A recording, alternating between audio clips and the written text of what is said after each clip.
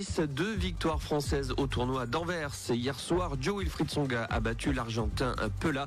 Également, Fils s'est imposé contre le Belge Bemelmans. Voilà pour l'info sportive. Excellente journée. L'invité du jour. Une nouvelle équipe pour les Républicains dans le département de l'Allier. Nous sommes ce matin en studio avec Thierry Truffy. Bonjour. Bonjour. Délégué de circonscription pour Montluçon, élu donc le week-end dernier lors d'élections internes. Et puis en ligne avec nous, Romain Lefebvre. Bonjour. Bonjour. Nouveau président donc des Républicains dans le département de l'Allier. Romain Lefebvre, tout d'abord, j'imagine que alors vous étiez seul candidat, mais est-ce que c'est une satisfaction l'élection donc du week-end dernier?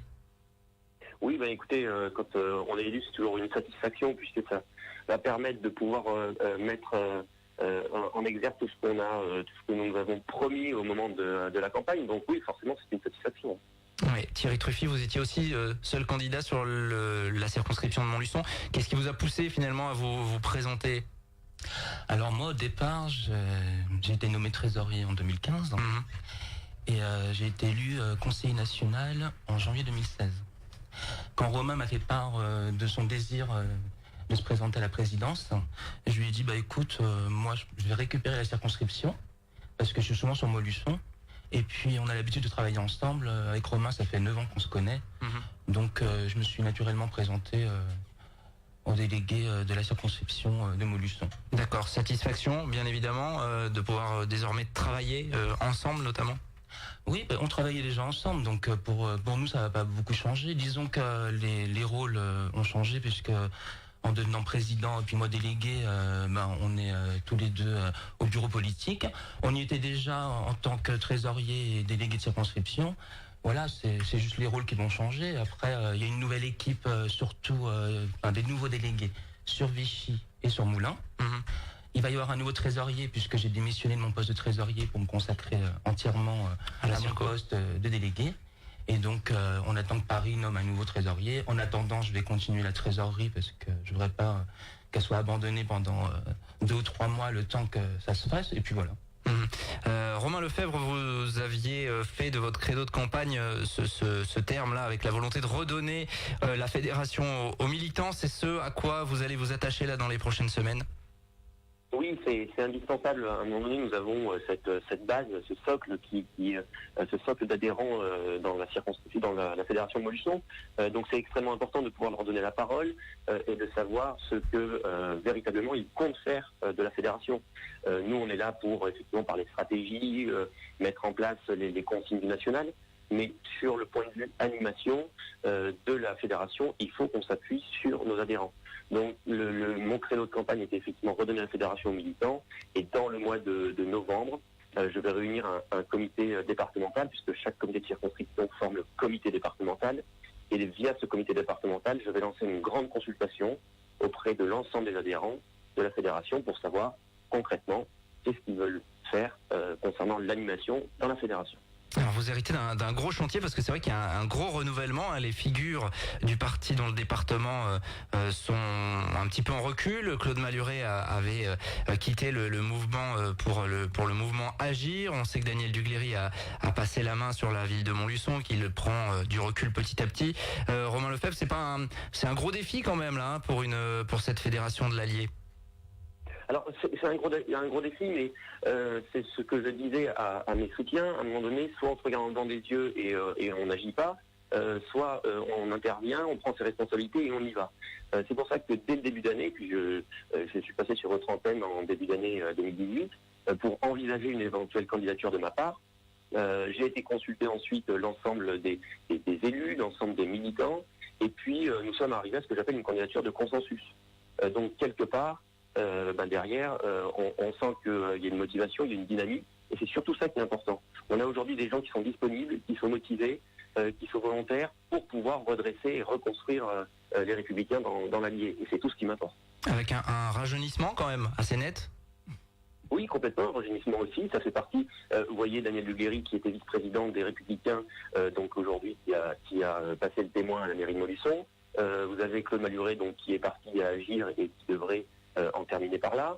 Et puis Pierre-André Périssol, à un moment donné, s'est dit aussi, il faut qu'on renouvelle, c'est indispensable de renouveler. Donc, c'est pour ça qu'il a apporté son soutien très rapidement. Donc, vraiment, depuis le début d'année, je me dis que il faut qu'on prenne nos responsabilités à un moment. Si on veut reconstruire, il faut le faire tous ensemble, en créant une dynamique. Et c'est véritablement ce qui s'est passé avec cette élection samedi. Thierry Truffy, comment vous allez travailler sur Montluçon en matière d'animation de la circonscription? Est-ce que vous pouvez compter sur une base, finalement, sur un ciment de militants notamment? Oui, alors je voudrais expliquer mon rôle en fait en tant que délégué de circonscription. En fait, déjà, on représente les adhérents de la circonscription au niveau des instances, c'est-à-dire au niveau du Conseil national, au niveau du bureau politique, où il y a les cadres, où sont pris en fait les décisions, donc les suivantes, les objectifs, on s'occupe des investitures et la stratégie. Ensuite, on se présente devant le comité départemental, et puis après, donc, la deuxième circonscription. Donc au niveau de la deuxième circonscription, moi j'ai réuni dimanche matin, le lendemain des élections, tout le monde, parce qu'en fait on a beaucoup de choses à mettre en place tout de suite. C'est-à-dire déjà ouvrir les permanences, donc le mercredi de 16h à 18h et le samedi de 10h à midi. Ce qui n'était pas le cas, ou moins le cas? Si, mais bon, quand on est en campagne, en fait, on va dire que c'est un peu plus entre parenthèses. Ensuite, donc moi je serai dans la continuité de Romain Lefebvre, c'est-à-dire qu'il y aura le repas du général de Gaulle qui va se faire comme tous les ans au mois de novembre. Après, il y aura les vœux, il y aura le repas champêtre, et puis donc tous les deuxièmes vendredis chaque mois, il y aura toujours l'apéro politique. D'accord. Voilà. Est-ce que des déploiements militants au contact finalement des citoyens sont également prévus? Les marchés, les choses comme ça, c'est des choses qui se font traditionnellement? Oui, alors dimanche matin, c'est ce que je disais, donc je serai dans la continuité de Romain Lefebvre. Et puis en même temps, donc moi j'ai décidé de faire ce qu'on appelle une newsletter, en anglais, une lettre d'information qui sera distribuée sur le marché. D'accord. Voilà, avec les informations, ce qui se passe, les élections à venir, et puis nos rendez-vous. Alors Romain Lefebvre, justement, en ligne de mire, il y a ces élections européennes 2019 et puis surtout municipales de 2020. Comment vous appréhendez un petit peu ces échéances électorales? Et j'imagine que ça va être le gros de votre travail également dans les prochains mois. Ça va être le gros de notre travail. Alors, il y a 2 points sur ces élections à venir, et ça va me permettre de compléter ce que disait Thierry Truffy. On va être sur le terrain, forcément, parce qu'à un moment donné, on a à faire valoir notre opposition à Emmanuel Macron. Nous sommes aujourd'hui sur un territoire rural. On voit que les automobilistes sont matraqués, les 80 km/h, l'augmentation du gasoil, les contrôles techniques qui augmentent, les radars, on n'en parle plus. Donc à un moment donné, dans notre territoire, il nous faut absolument notre véhicule pour pouvoir circuler, et on voit que la ruralité est complètement abandonnée. On s'en réfère à notre député qui est Laurent Sanson-Cantelon, qui a un seul combat, la GPA-PMA. Peu importe, ça ne me regarde pas, c'est son combat, sa vie privée ne me regarde pas, mais j'attendais un petit peu plus moi, de notre député sur ce combat-là. Donc il va falloir qu'on laboure le terrain, ça va être indispensable. Et donc les élections européennes à venir vont nous permettre à nous une grande répétition, parce que ça va être, en plus avec les listes nationales, j'ai bien peur que ça intéresse encore moins les Français, et c'est regrettable.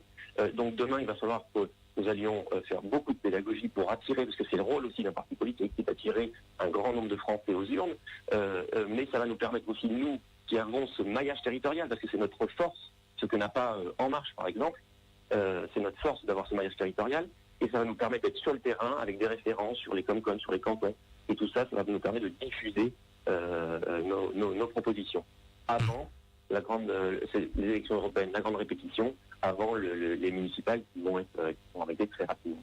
Donc il va y avoir du monde sur le terrain, c'est ce que vous êtes en train de nous dire. Romain Lefebvre, vous êtes par ailleurs impliqué dans cet article du journal Libération. On ne pouvait pas ne pas en parler évidemment, avec cet enregistrement audio là d'une conversation avec le nouveau responsable national des jeunes républicains, où il est question de code pour les votes, etc. Certains parlent de volonté, de soupçons de fraude. En tout cas, finalement, aujourd'hui, vous réfutez totalement ces accusations-là? Oui, alors vous savez que en plus de ça, c'est complètement grotesque. Alors sur le fond, si vous me permettez, puisque avant de revenir sur la forme, sur le fond, vous savez, moi j'ai 32 ans, donc pour pouvoir voter chez les jeunes républicains, c'est jusqu'à 30 ans. Donc vous voyez, peu ou pas d'intérêt de frauder. Une fois que j'ai dit ça sur encore une fois sur le fond, l'enregistrement 1 minute 20. On est resté 30 minutes au téléphone avec Oran Réagnan, qui est un ami, qui me demandait conseil sur une éventuelle fraude qui pouvait être effectuée autant par nous que par eux, que par les équipes adverses. Donc si jamais une fraude était possible, il fallait absolument en référer à la haute autorité, puisque, et d'ailleurs il le dit dans son enregistrement qu'on écoute, c'est une réserve de voix de malade. Donc à partir de ce moment-là, la minute 20 qui a été coupée et si vous voulez, est scandaleuse. Puisque derrière, on n'a pas l'intégralité de la conversation. Et c'est bien là que cette personne-là a été plutôt maligne. Sur la forme, voilà, c'est purement scandaleux, c'est purement honteux d'en arriver là. Vous savez, même moi, mon pire ennemi, je ne l'enregistrerai pas à son insu. Puisqu'on est véritablement sur des méthodes de voyous. Il y a eu 1800 votants. Ouais. Si vous voulez, on a eu 1800 votants chez les jeunes. Ils étaient 5000 à pouvoir voter. Ça, c'est la première chose. S'il y avait eu fraude... Très rapidement, Romain Lefebvre, il va falloir qu'on rende l'antenne. On ne serait pas à 1800 votants. Et donc, la deuxième chose, c'est qu'il n'était simplement pas possible de frauder. Et ça, la haute autorité nous le dira. Et je ne manquerai pas de vous transmettre les conclusions de la haute autorité. Romain Lefebvre, nouveau président des Républicains dans l'Allier, Thierry Truffet, nouveau délégué de circonscription à Montluçon. Merci d'avoir été avec nous ce matin. Il est 7h56. Merci. On est en retard. À tout de suite. L'invité du jour.